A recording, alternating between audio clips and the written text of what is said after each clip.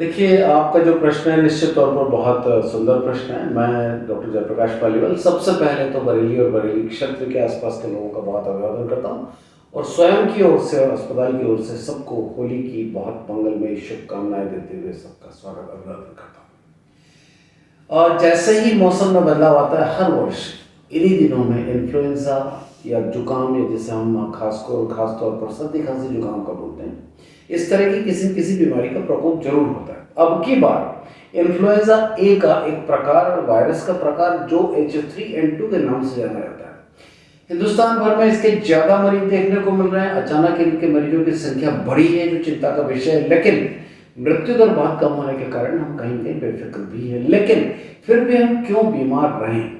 H3N2 influenza ए virus जो कि खासकर पहले सुअरों में पाया जाता था, लेकिन पिछले कुछ वर्षों से इसने मनुष्यों पर आक्रमण करना शुरू किया और इस वक्त हिंदुस्तान की पृष्ठभूमि पर ही देखें तो भारत राष्ट्र में इसके मरीजों की संख्या बढ़ी है।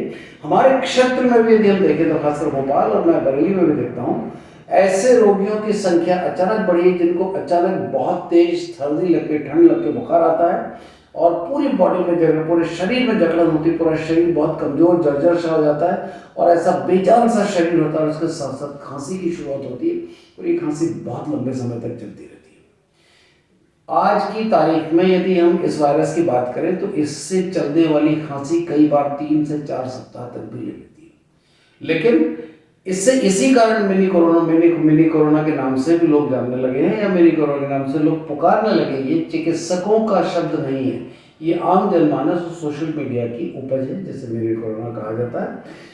मैं ये मानता हूं कि कामकाजी लोगों को आजकल तुरंत आराम की आवश्यकता है और इस H3N2 वायरस में तुरंत आराम नहीं मिलता, लेकिन कई बार लोग स्वयं खुद का इलाज करने के चक्कर में मेडिकल स्टोर से सीधे एंटीबायोटिक लेते हैं जो नहीं लेना चाहिए, खुद का इलाज नहीं करना चाहिए। वैसे भी हिंदुस्तान में हमारी कोरोना के बाद से हर्ड इम्यूनिटी, हमारी मारक क्षमता बढ़ी है, इसलिए इसके प्रकोप से कहीं कहीं 7% 7 से 10% लोगों में गंभीर मरीज मिलते हैं जिनमें निमोनिया तक होता है। 15% लोगों में कभी कभार ऑक्सीजन की जरूरत लगती है और लगभग हर 5वें मरीज को इसमें यदि बुखार बहुत लंबे समय तक रहा तो भर्ती की भी जरूरत लगती है। यदि हम इसके बचाव की बात करें तो सारे वही बचाव के उपाय रहेंगे जो कोविड में थे, इसलिए उस पर विस्तृत चर्चा करने की आवश्यकता नहीं। आम जनमानस ये जानता है कि कोविड से बचाव कैसे किया जाए, इसलिए सारे वही बचाव रहेंगे। अब बात आती है खान पान की। हम असमय गलत तरीके से गर्म चीज में ठंडी चीज और ठंडी चीज में गर्म चीज मिलाकर नहीं खाएं और तासीर के मुताबिक हम अलग अलग समय में अलग अलग तरह के भोज्य पदार्थ लें। हम अक्सर देखते हैं कि लोग आइसक्रीम के साथ जलेबी मिला लेते हैं और कभी कभार गरम गरम गुलाब जामुन मिला लेते हैं।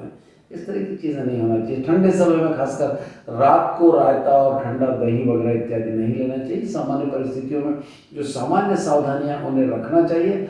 सामान्य और छोटी छोटी सावधानियां असामान्य और बड़े बड़े परिणाम देती है। हमारी सेहत बुलंद रहे, हम सुखी रहें, हम स्वस्थ रहें, इसलिए छोटी छोटी सावधानियां, छोटे छोटे उपाय और तुरंत डॉक्टर को दिखाने के बाद यदि लंबे समय से खांसी चल रही तो कम से कम एक्सरे और चिकित्सक से की राय लें और राय लेने के बाद इसके समुचित इलाज की तरफ जाएं। इसमें डरने की जरूरत नहीं है, पर बचने के उपाय हमारे लिए बेहद ज़रूरी है। हम बच ही लेंगे तो हमें रोग नहीं होगा और जब हमें रोग नहीं होगा तो हम शरीर से और धन से, दोनों से अपने आप को और खुद के परिवार को बचाएंगे। कोशिश करें कुछ दिनों के लिए फिर से मास्क पहनना शुरू करें। जिसको खांसी सर्दी जुकाम बुखार हो उनसे थोड़ा दूर रहें या घर में रहें तो उनको यदि किसी को होता है तो उसको एक तरफ आइसोलेट करें और उसको ऐसे ट्रीट करें कि जैसे लोग बोलते हैं मिनी कोरोना, बड़े कोरोना की तरह नहीं पर छोटे कोरोना की तरह से ट्रीट करें। परिवार को बचाएं, मोहल्ले को बचाएं, समाज को बचाएं, हमारे शहर को बचाएं और सबको बचाने के साथ हमारी एक सामाजिक दायित्व के अंतर्गत हम जो हमारा दायित्व बनता है कि हम लोगों में एक दूसरे में जागरूकता पैदा करते हुए कैसे इस रोग से भी हम सरलता से मुक्ति पाएं और इससे बहुत सक्षम होकर थोड़ी बुद्धिमानी के साथ, थोड़े विवेक के साथ, थोड़े धैर्य के साथ, थोड़े संतुलन के साथ और थोड़ी मर्यादा के साथ हम इससे कैसे निपट सके, बहुत सामान्य सी चीज़ है। परंतु यदि लगातार खांसी रहे, बुखार रहे और तकलीफ ज़्यादा रहे या सांस की तकलीफ होने के साथ साथ ऐसा लगे सांस फूल रही है तो चिकित्सक से परामर्श जरूर लें। धन्यवाद, आभार आपका। एक बार पुनश्च आपको अग्रिम रंग पंचमी की शुभकामनाएं।